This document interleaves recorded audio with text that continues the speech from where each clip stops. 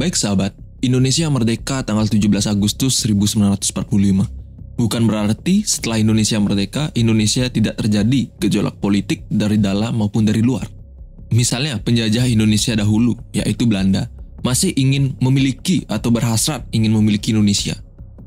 Maka dari itu, Indonesia masih terjadi peperangan seperti perang di Surabaya, di Bandung, agresi Belanda yang pertama, agresi Belanda yang kedua di Yogyakarta. Dan setelah akhirnya, pemerintah Belanda mengakui secara resmi kemerdekaan Indonesia.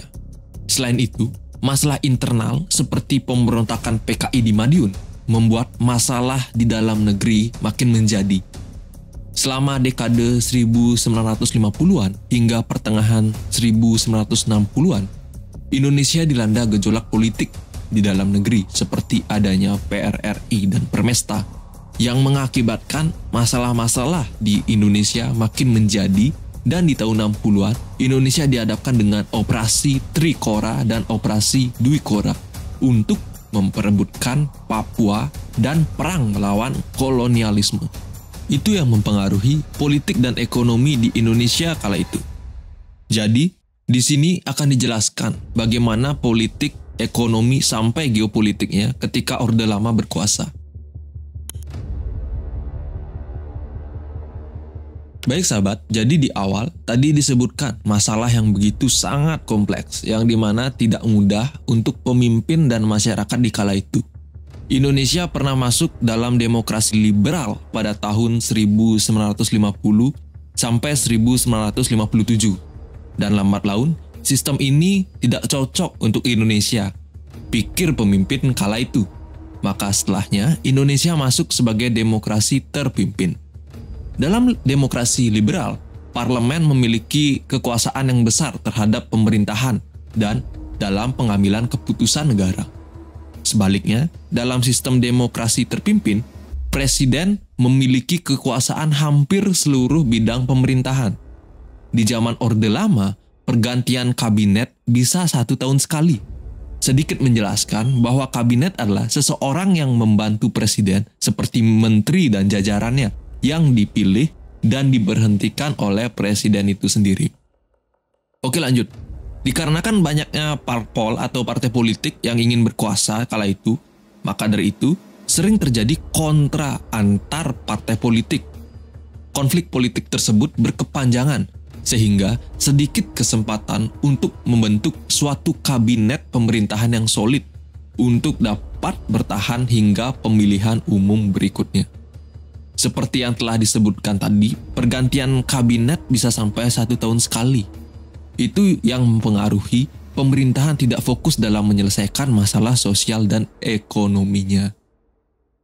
Dalam bidang ekonomi, pada awal kemerdekaan Indonesia dihadapkan dengan 2 mata uang, yaitu 2 mata uang asing lebih tepatnya, yang masih berlaku di dalam negeri. Mata uang Belanda yang pertama, yang kedua mata uang kependudukan Jepang. Dan setelah itu, Indonesia membuat mata uang sendiri, yang disebut dengan ORI atau Uang Republik Indonesia, sebagai pengganti mata uang yang sebelumnya berlaku. Bayangkan, di masa itu teknologi belum semaju saat ini. Bagaimana keadaan waktu itu dalam hal perekonomian? Seperti adanya 2 mata uang negara lain yang masih digunakan dalam bertransaksi di dalam negeri. Dan ketika itu, kas negara juga sedikit.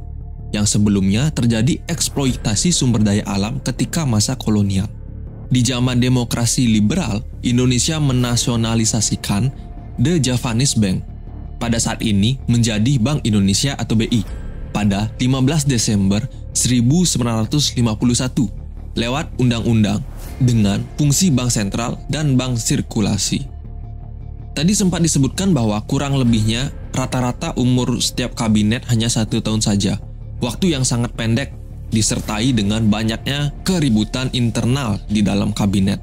Tentu tidak memberi kesempatan maupun waktu yang tenang bagi pemerintah yang berkuasa untuk memikirkan bersama masalah-masalah sosial dan ekonominya yang pada saat itu, apalagi untuk menyusun suatu program pembangunan dan melaksanakannya.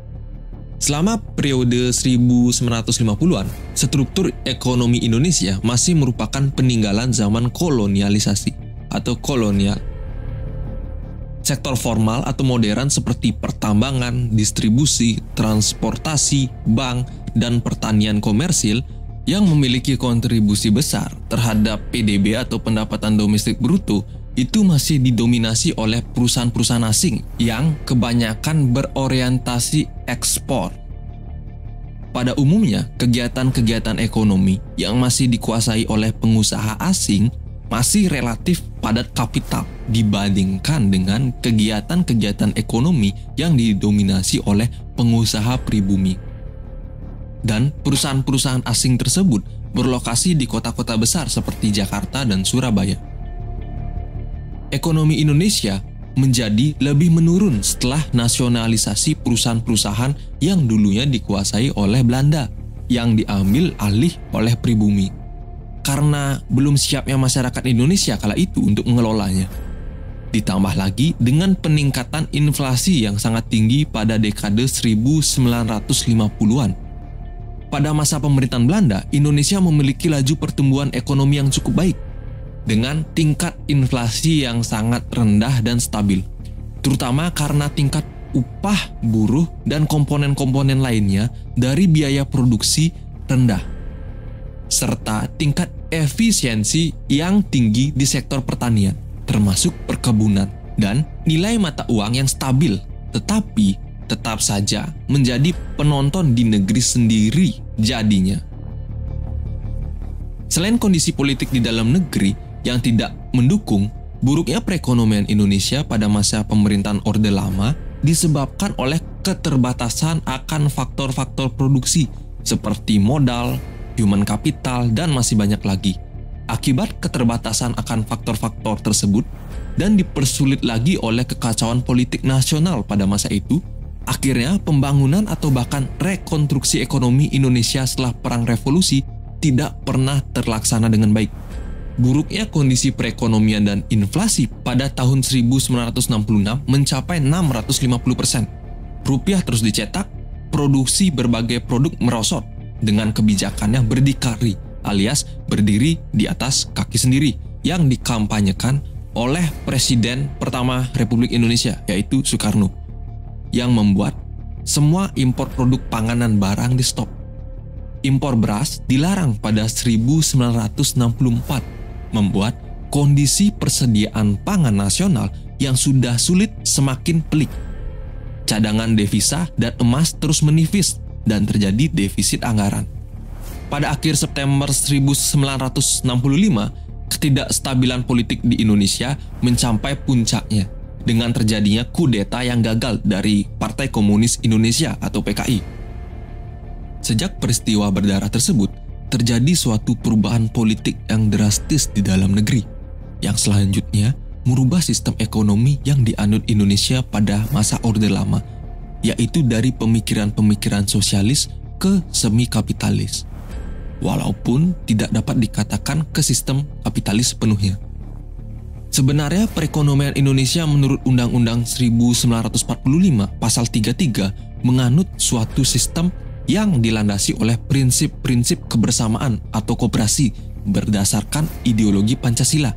Akan tetapi, dalam praktik sehari-hari pada masa pemerintahan Orde Baru dan hingga saat ini, pola perekonomian nasional cenderung memihak sistem kapitalis seperti di Amerika Serikat atau negara-negara industri maju lainnya, yang karena pelaksanaannya tidak baik mengakibatkan munculnya kesenjangan ekonomi di tanah air yang terasa sampai saat ini, terutama setelah krisis ekonomi. Tapi, di balik kekurangannya pada Orde Lama, baik dari ekonomi dan politik di dalam negeri, di masa Orde Lama, Indonesia menonjol di mata dunia, di mana negara dunia ketiga muncul dan berani ke panggung dunia dan melawan pemikiran-pemikiran negara-negara superpower kala itu dan sekutunya. Di mana ketika zaman Soekarno, Indonesia menjadi tuan rumah KTT Asia Afrika yang didatangi oleh pejabat tinggi negara-negara penting. Kalau dilihat, Indonesia kala itu baru merdeka 10 tahun, di mana KTT tersebut diadakan di Bandung, kota kecil yang sudah dijadikan tempat acara pemimpin negara besar, seperti Gamal Abdel Nasser, Presiden Mesir kala itu, Nehru, Perdana Menteri India kala itu, Dan banyak sekali seperti pemimpin Pakistan juga datang. Dan pada saat itu, di tahun 1960-an, Soekarno berani merebut Irian Barat dari cengkraman Belanda. Yang mana dalam manuvernya, Soekarno bermain di antara dua raksasa besar, seperti Amerika Serikat dan Uni Soviet. Di tahun 1960-an, pada saat Perang Dingin, Soekarno tidak hanya dekat dengan negara kapitalis seperti Amerika Serikat dan CS atau sekutunya, tapi Soekarno juga dekat dengan negara sosialis seperti Uni Soviet, Kuba, dan sekutunya. Soekarno membeli alutsista kepada Uni Soviet kala itu dan bernegosiasi kepada Amerika Serikat agar Irian Barat bisa jatuh ke tangan Indonesia. Ketika itu, zaman Presiden John F. Kennedy. Namun, ketika John F. Kennedy meninggal pada tahun 63, yang mana pada saat itu juga John F. Kennedy ada jadwal kunjungan ke Indonesia tahun 1964. Tapi tidak jadi. Setelah John F. Kennedy meninggal, pemimpin selanjutnya tidak pro terhadap Indonesia. Tapi ketika tahun 63, Irian Barat sudah memihak ke Indonesia. Lalu tahun 64 muncul Dwi Korah. Semenjak Barat mendukung kemerdekaan Malaysia, Soekarno marah karena menganggap itu kolonialisme model baru. Dan pemimpin Malaysia dianggap tidak menghormati Manila Agreement. Pada akhirnya, Soekarno lebih condong kepada blok timur, yaitu negara sosialis seperti Tiongkok, Korea Utara, dan sekutunya. Soekarno, jabatannya menurun ketika setelah terjadinya G30S PKI atau Gerakan 30 September 1965. Dari sumber yang beredar, masih banyak kejanggalan yang terjadi akibat kejadian tersebut. Operasi tersebut terjadi ada yang mengatakan karena ulah luar atau campur tangan negara luar. Yang mana kala itu perang dingin yang begitu masif, Amerika Serikat tidak suka dengan adanya negara komunis. Dan siapapun yang mengganggu hegemoni mereka, maka akan digulingkan baik pemerintahan sampai negaranya. Lihat saja Timur Tengah bagaimana, seperti Irak, Iran, Libya, Afghanistan, dan masih banyak lagi. Negara-negara yang tidak manut kepada mereka, maka akan diotak-atik. Kalau tidak begitu, mereka tidak bisa printing money semaunya kan? Bisa saja Soekarno dijatuhkan karena ulah mereka, bukan? Mereka menganggap Soekarno berbahaya karena di zaman Soekarno PKI atau Partai Komunis dibolehkan dan Soekarno membuat Nasakom untuk merangkul antara kaum nasionalis, agamis, dan komunis. Dan Amerika Serikat sebagai negara yang kapitalis, dia tidak suka dengan komunis. Tapi jangan juga terlalu membenci satu hal. Coba lihat dari sisi lain. Bayangkan, jika blok yang lagi satu berkuasa, apakah rakyat akan sejahtera karena sistem ekonominya yang bekerja? Apakah bisa berinovasi dengan suka-suka? Lihat kepemimpinan Pol Pot di Kamboja. Ia menggunakan kekuasaannya untuk membunuh banyak masyarakatnya sendiri untuk kepentingan kekuasaan. Misalnya, ketika Pol Pot berkuasa, orang yang dianggap cendekiawan yang berkacamata itu dibunuh. Itu sudah tidak masuk akal sebenarnya. Dan lihat negara-negara yang tertutup sekarang bagaimana. Yang paling penting pada saat ini adalah jangan mudah terprovokasi oleh negara lain karena setiap negara mayoritas memiliki kepentingannya masing-masing. Maka pemimpin dan lingkarannya diharapkan ke depannya memperhatikan hal ini, baik dari hal ekonomi, sosial, sampai budaya.